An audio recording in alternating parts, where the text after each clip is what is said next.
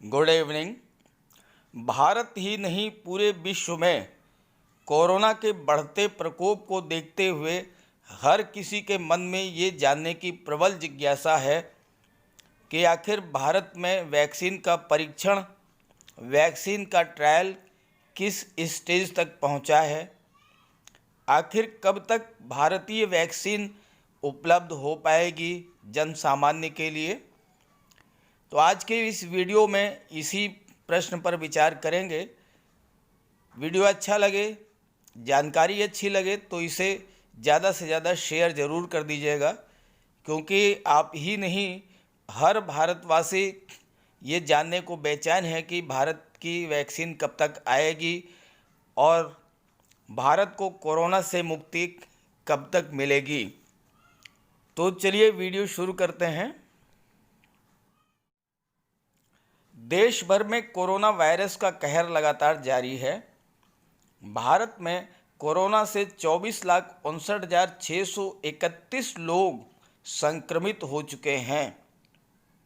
वहीं इस वायरस की चपेट में आने से अब तक 48,144 लोग अपनी जान गंवा चुके हैं।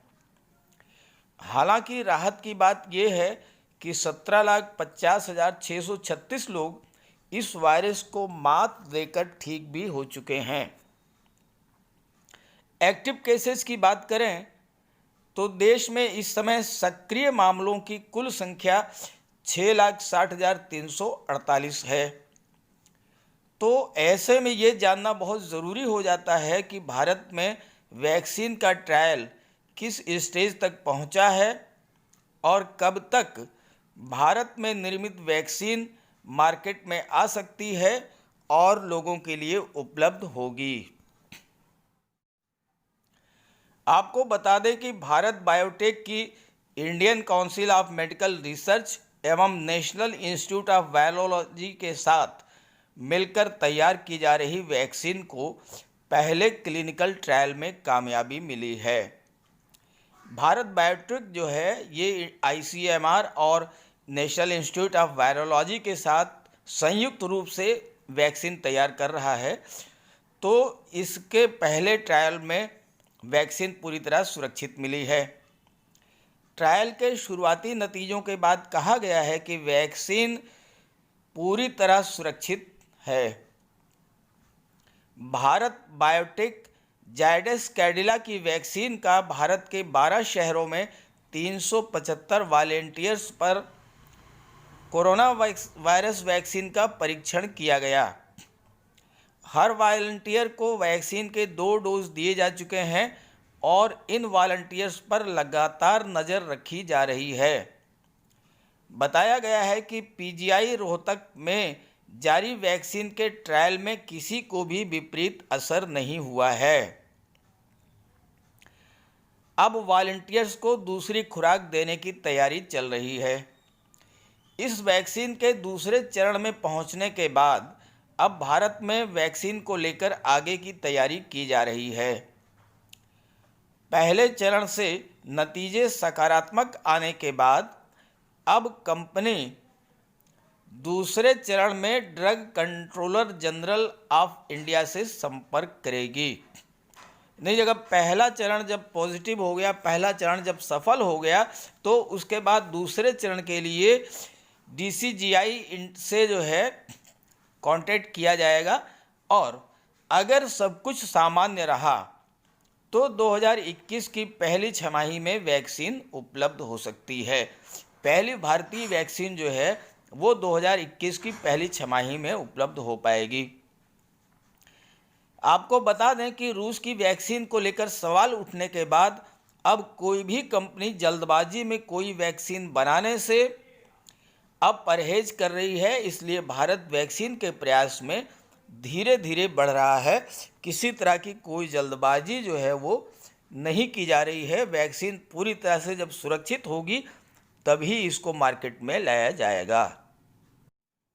देश में चल रहे टीके के परीक्षण का पहला चरण लगभग पूरा हो गया है। पहला परीक्षण पूरा होने के बाद दूसरा चरण सेकंड ट्रायल सितंबर में शुरू होगा। इसकी रिपोर्ट प्रस्तुत की जाएगी जिसमें पहले चरण की पूरी जानकारी दी जाएगी और इसके बाद दूसरे चरण के लिए तैयारी शुरू की जाएगी। दूसरा चरण जो है वो सितंबर में शुरू होगा, जिसके लिए वॉलंटियर्स की तलाश की जा रही है। आपको बता दें कि बायोटेक के तहत देश में कुल 12 केंद्रों पर टीका परीक्षण चल रहा है, जिसमें से पहला चरण वर्तमान में दिल्ली के एम्स अस्पताल में चल रहा है, जबकि अन्य 11 केंद्रों पर ये कार्य लगभग पूरा हो चुका है। वर्तमान में देश में विभिन्न चरणों में 3 टीकों पर परीक्षण किया जा रहा है। सीरम इंस्टीट्यूट ऑफ इंडिया को दूसरे व तीसरे चरण के ट्रायल की अनुमति दी गई है। सीरम इंस्टीट्यूट को सेकंड व थर्ड स्टेज के ट्रायल की परमिशन मिली है। ऑक्सफोर्ड यूनिवर्सिटी की वैक्सीन का ट्रायल भी जल्द शुरू होगा, जिसके तहत 20 राज्यों के अस्पतालों में परीक्षण किया जा रहा है, जिसमें ICMR की सलाह पर विभिन्न हॉटस्पॉट का चयन किया गया है। तो ये थी भारत में बनाए जाने वाले टीके के संबंध में, वैक्सीन के संबंध में पूरी जानकारी। आपको बता दें कि रूस ने कोरोना वायरस की वैक्सीन लॉन्च तो कर दी है, लेकिन ये वैक्सीन संदेह के घेरे में है।